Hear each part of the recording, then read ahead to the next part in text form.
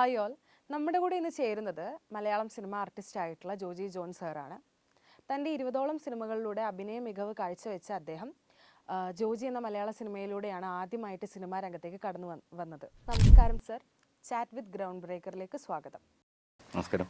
ഈ nature conservation മിഷനും അതേപോലെ തന്നെ സിനിമയും ആ ഒരു കോമ്പിനേഷൻ ഇന്നിപ്പോൾ സർ നേരിട്ട് കണ്ടു. അപ്പോൾ ആ ഒരു ഇവൻറ്റിന് ഉണ്ടായിട്ടുള്ള ഒരു ഫസ്റ്റ് ഇംപ്രഷൻ എന്തായിരുന്നു? ആദ്യം തന്നെ എന്നെ ചേട്ടാന്ന് വിളിച്ചാൽ മതി. ഓക്കെ ചേട്ടാ. ഓക്കെ. സിനിമകൾ തീർച്ചയായിട്ടും പല തരത്തിലാണ്. ഫെസ്റ്റിവൽസൊക്കെ, ഫിലിം ഫെസ്റ്റിവൽസൊക്കെ കവർ ചെയ്തിട്ടുണ്ടോ? നമുക്ക് ഇപ്പോൾ ഉടനെ ഒരു ഫിലിം ഫെസ്റ്റിവൽ നമ്മുടെ ഡിപ്പാർട്ട്മെന്റ് ഉണ്ട്. IDSFK, IFFK, അങ്ങനെ ഒരുപാട് ഫെസ്റ്റിവൽസ് ഒരുപാടുണ്ട്. അപ്പോൾ ഈ ഫെസ്റ്റിവൽസിന് പോകുമ്പോഴാണ് നമുക്ക് ഏതൊക്കെ കാറ്റഗറിയിൽ സിനിമകൾ നടക്കുന്നു എന്നുള്ളത് നമ്മളിപ്പം പെട്ടെന്ന് എല്ലാവരും ഇഷ്ടപ്പെടുന്ന ഫീച്ചർ ഫിലിംസാണ്. അതിൽ തന്നെ പല രീതിയിലുള്ള സിനിമകളുണ്ട്. അതിൽ വേറിട്ട് നിൽക്കുന്ന ഒരു പ്രത്യേക വിഭാഗത്തിൽപ്പെടുന്നതാണ് നേച്ചർ ഫിലിംസ്, ചിൽഡ്രൻസ് ഫിലിംസ്. പക്ഷേ ചിൽഡ്രൻസ് ഫിലിംസൊക്കെ തിയേറ്ററുകളിൽ ആഘോഷിക്കപ്പെടുന്ന സാഹചര്യങ്ങൾ പലപ്പോഴും ഉണ്ടായിട്ടുണ്ട്. അപ്പോൾ ഇത് ഒരു തരത്തിൽ ഇതൊരു ഫെസ്റ്റിവൽ മൂഡുകളാണ് ഇത്തരത്തിൽ ചിത്രങ്ങൾ നിർമ്മിക്കപ്പെടുന്നതും അതിൻ്റെ പർപ്പസും ചിലപ്പോഴൊക്കെ അത് ആകാറുമുണ്ട്. പക്ഷേ തിയേറ്ററുകളിൽ ആഘോഷിക്കപ്പെടണമെങ്കിൽ ഇത്തരം ചിത്രങ്ങൾ ഇഷ്ടപ്പെടുന്ന ഒരു വിഭാഗത്തിലുള്ള പ്രേക്ഷകൻ അവിടെ ഉണ്ടാകണമെന്നുള്ളതാണ്. പലപ്പോഴും അത് സംഭവിക്കുന്നില്ല. ഇതൊരു ഫെസ്റ്റിവൽ മേഖലയായിട്ടിലേക്ക് മാത്രം ഒതുക്കപ്പെടുന്നതിൻ്റെ ഒരു വിഷമമുണ്ട്. പക്ഷേ ഇതുകൊണ്ട് സംഭവിക്കുന്നതെന്ന് പറയുന്നത്, നമ്മളിപ്പം ഏത് കലാരൂപത്തിലായിക്കോട്ടെ നമുക്ക് ആശയം അതിലേക്ക് സന്നിവേശിപ്പിച്ചെടുക്കാൻ പറ്റുന്ന സാഹചര്യങ്ങളുണ്ട്. ഇപ്പോൾ ചിത്രകലയിലായാലും അല്ലെങ്കിൽ സൃഷ്ടികളിലെ പുസ്തക രചന രീതികളിലായാലും ഏതിലും നമുക്ക് ആശയങ്ങൾ അതിലേക്ക് സംവേദിപ്പിക്കാൻ പറ്റും. അതിൻ്റെ ഒരു മേഖല മാത്രമാണ് ചലച്ചിത്രം കുറച്ചുകൂടെ കൺവേ ചെയ്യാൻ സാധിക്കുന്നത് കൊണ്ട് അതിൽ ചലച്ചിത്രകാരൻ വിചാരിക്കുന്ന ആശയങ്ങൾ അതിലേക്ക് സന്നിവേശിപ്പിക്കാൻ പറ്റും എന്നുള്ളതാണ്. അതിൽ ഇത്തരം ഫെസ്റ്റിവലുകൾ സംഘടിപ്പിക്കുന്നതിൻ്റെ സന്തോഷമുണ്ട്. അതേപോലെ സാർ, നമ്മുടെ ഇപ്പോൾ മലയാളം നമ്മുടെ ഈ മലയാള സിനിമ ഇൻഡസ്ട്രിയിൽ ഇപ്പോൾ ഈ നേച്ചർ കൺസർവേഷനോ അല്ലെങ്കിൽ എക്കോസിസ്റ്റംസ് ബേസ് ചെയ്തിട്ടുള്ള സ്റ്റോറി ടെല്ലിംഗ് എത്രത്തോളം ഇപ്പോൾ ആ ഒരു എണ്ണം വളരെ രീതിയിൽ കുറവാണെന്നാണ് എൻ്റെ ഒരു ഒബ്സർവേഷൻ. അതെന്തുകൊണ്ടായിരിക്കും അങ്ങനെ നേച്ചറിനെ ബേസ് ചെയ്തിട്ടുള്ള സ്റ്റോറികളുടെ എണ്ണം കുറയുന്നത് നമ്മുടെ ഇൻഡസ്ട്രിയിൽ? ചലച്ചിത്രങ്ങൾ ഉണ്ടാവുന്നുണ്ട്, കാണാഞ്ഞിട്ടാ. ഏറ്റവും അവസാനം എക്കോ എന്നൊരു മൂവി ഉണ്ട്, കണ്ടിട്ടുണ്ടോ? കണ്ടു. അത് ശരിക്കും നേച്ചറിനെ ക്ലബ് ചെയ്തൊരു മൂവി തന്നെയാണ്. പ്രകൃതി എങ്ങനെ മനുഷ്യനുമായി സന്നിവേദിക്കുന്നു, അതിൽ പ്രകൃതിയുമായി ബന്ധപ്പെട്ട് എങ്ങനെ ഒരു പ്രതികാര നടപടികൾ ഉണ്ടാകുന്നു, അങ്ങനെ ഒരുപാട് ലേയേഴ്സ് ഉള്ള ഒരു സിനിമയാണ് എക്കോ. അപ്പം അതതിൻ്റെ വലിയ ഉദാഹരണമല്ലേ. അപ്പോൾ പക്ഷേ അത് ആഘോഷിക്കപ്പെട്ട സിനിമയാണ്, ചരിത്ര വിജയം സമ്മാനിച്ചൊരു ചിത്രമായിരിക്കുന്നു. പക്ഷേ അല്ലാത്ത ഒരുപാട് സിനിമകൾ ഉണ്ടാകുന്നുണ്ട്. അത് കാണാത്തതിൻ്റെ ഒരു പ്രശ്നം മാത്രമാണ് എനിക്ക് തോന്നിയിട്ടുള്ളത്.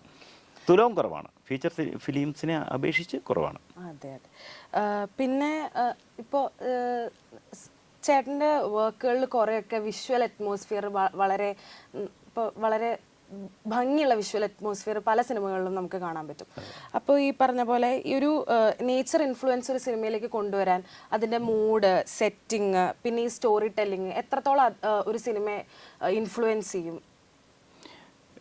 ഏത് പശ്ചാത്തലത്തിലാണ് ഒരു സിനിമ ഒരുക്കുന്നത് എന്നതിനെ അപേക്ഷിച്ചാണ് ആ ദൃശ്യഭംഗി ഒരുക്കാൻ സാധിക്കുക ഒരു ക്യാമറമാന് അല്ലെങ്കിൽ ഡയറക്ടർക്ക് എന്നുള്ളതാണ്.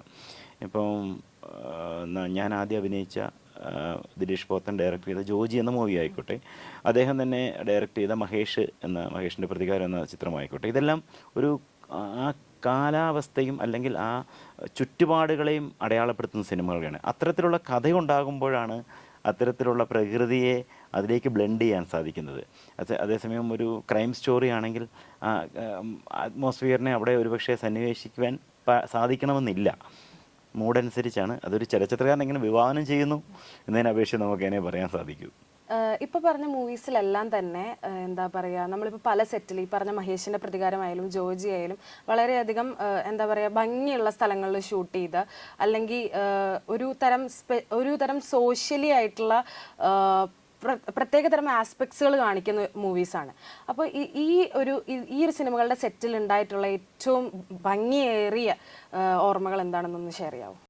എല്ലാ സെറ്റുകളിലും ലൊക്കേഷനിലും നല്ല അനുഭവങ്ങൾ ഉണ്ടാവാറുണ്ട്. ജോജി എനിക്ക് ആദ്യ അനുഭവമായിരുന്നു, അഭിനയ അനുഭവമായിരുന്നു. അതിൻ്റെ ഒരു എക്സൈറ്റ്മെൻ്റ് ആയിരുന്നു അതിനകത്ത് എനിക്കുണ്ടായിരുന്നത്.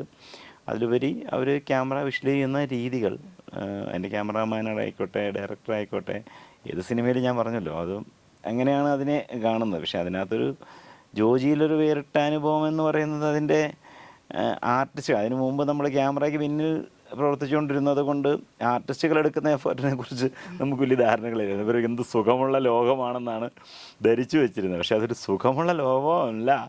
ക്യാമറയ്ക്ക് മുന്നിൽ നിൽക്കുന്ന കുറച്ച് മിനിറ്റുകൾ അല്ലെങ്കിൽ മണിക്കൂറുകൾ വളരെ വേറിട്ടതും എഫേർട്ട് വേണ്ടതുമായ ഒരു പരിപാടിയാണെന്ന് മനസ്സിലാക്കി തന്നൊരു സിനിമയായിരുന്നു ജോജി. പിന്നീട് അങ്ങോട്ട് സിനിമകൾ ഇപ്പം ഞാൻ 24 സിനിമകളാണ് അഭിനയിച്ച് തീർത്തത്. ഇപ്പോഴാണ് അത് മുന്നിൽ ഒന്ന് വൈബിളായി വരുന്നത്. മനസ്സിൽ ഏറ്റവും ഇടം പിടിച്ച ഒരു സിനിമ ഏതായിരിക്കും? തീർച്ചയായിട്ടും ജോജി തന്നെയാണ് മനസ്സിലിടം പിടിച്ച സിനിമ. അതിനുശേഷവും കുറേ സിനിമകൾ മമ്മൂക്കായോടൊപ്പവും ലാലേട്ടനോടൊപ്പവും എല്ലാം ഞാൻ അഭിനയിച്ചു. എല്ലാ സിനിമകളിലും ഓരോ അനുഭവങ്ങൾ നമുക്ക് സമ്മാനിച്ചിട്ടുണ്ട്. അതിനേക്കാൾ ഉപരി ഞാൻ പറഞ്ഞല്ലോ, ക്യാമറയുടെ മുന്നിലെ എക്സൈറ്റ്മെൻറ്റുകളാണ് ഞാൻ ആസ്വദിച്ചുകൊണ്ടിരിക്കുന്നത്. ആദ്യമൊക്കെ ഒരു ഭയപ്പെടുത്തുന്നത് പോലെയായിരുന്നു. പിന്നീടത് ഓരോ തൊഴിലിലും നമ്മൾ ഏർപ്പെട്ട് കഴിയുമ്പോൾ അതിനകത്തൊരു ആവുമല്ലോ, ഏതൊന്നിലും ശ്രദ്ധ കേന്ദ്രീകരിച്ച് അതിലൊരു ഇതാകുന്നത് പോലെ അങ്ങനെ ആയി മാറുകയായിരുന്നു. അതാണ് വർക്ക് ചെയ്യണം എന്ന് ആഗ്രഹിച്ച എല്ലാ ആർട്ടിസ്റ്റ്, ഇനി ആഗ്രഹമുള്ള ഒരു ആർട്ടിസ്റ്റ് ആരായിരിക്കും കൂടെ വർക്ക് ചെയ്യണം എന്ന്? അങ്ങനെ ചോദിച്ചാൽ നിവിൻ പോളിയോടൊപ്പം ഞാനൊരു സിനിമ പകുതി പൂർത്തിയാക്കി നിൽക്കുകയാണ്, പിന്നെ മുഴുമിപ്പിച്ചില്ല.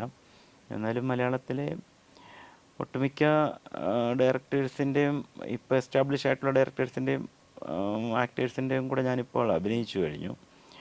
ഇനി ഞാൻ അഭിനയിക്കണമെന്ന് ആഗ്രഹിക്കുന്ന ഒരാർട്ടിസ്റ്റ് ജയസൂര്യയോടൊപ്പം അഭിനയിക്കണമെന്ന് എനിക്കൊരാഗ്രഹമുണ്ട്. കാരണം അദ്ദേഹം എൻ്റെ സുഹൃത്താണ്. കുറേ ആളുകളുണ്ട്, എല്ലാവരും ഓരോരുത്തരുടെ രീതികളിൽ മികച്ചവർ തന്നെയാണ്. ഇനി അടുത്ത വർക്ക് ഏതാണ്? എങ്ങനെ ഇനിയിപ്പോൾ റിലീസ് ചെയ്യാൻ ഇനി 6 സിനിമകളാണുള്ളത്.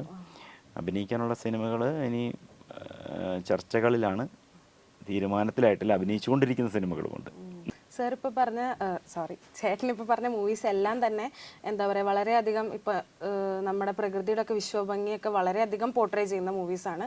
സോ ഞങ്ങൾക്കിപ്പോൾ ഇതൊക്കെ എന്താ പറയുക, ഞങ്ങൾക്ക് ഈ ഒരു എക്സ്പീരിയൻസ് ഷെയർ ചെയ്ത് തന്നതിനും അറിയാവുന്ന കാര്യങ്ങൾ പറഞ്ഞു തന്നതിനൊക്കെ ഒരുപാട് നന്ദി. ഇതിൽ ജോയിൻ ചെയ്തതിനും ഒരുപാട് നന്ദി അറിയിച്ചുകൊള്ളുന്നു. Thank you.